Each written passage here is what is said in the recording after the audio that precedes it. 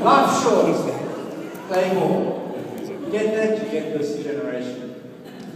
The last of the generations born during this autumn period, in a time of globalization and mobile technologies, the greatest housing and economic boom the world has ever known, called Generation Y. They've also been called the Millennials, the digital natives, the I generation, the Z generation, let's call them Generation Y. This generation is so confident that they often come across as being arrogant. One of the reasons that we believe that they are so confident is that they are the chief technology officers of their homes. I mean, think of it. How many of us can't use the DVD player if the kid isn't in the room? And it's not because we don't know how to use the remote. It's worse than that. We don't even know which remote to use. This generation is so confident because they've looked around and they've seen people from their own generation, their own age group, their own cohort, starting some of the most successful and admired companies the world has known. And they look at this and they think, well, if they can do it, so can we.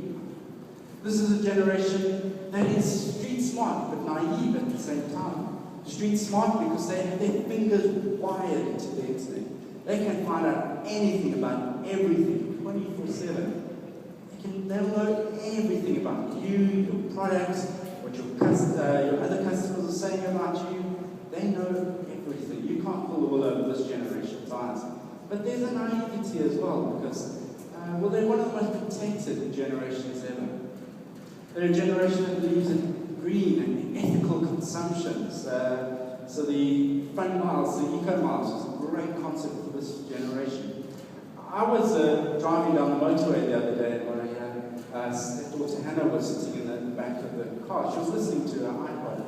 And this truck came past belching out smoke. And she bolted upright and pulled out her earphones, which was a miraculous event in itself. And then she said something amazing. She said, Dean, doesn't that company know that they're polluting this world? They're polluting all of us.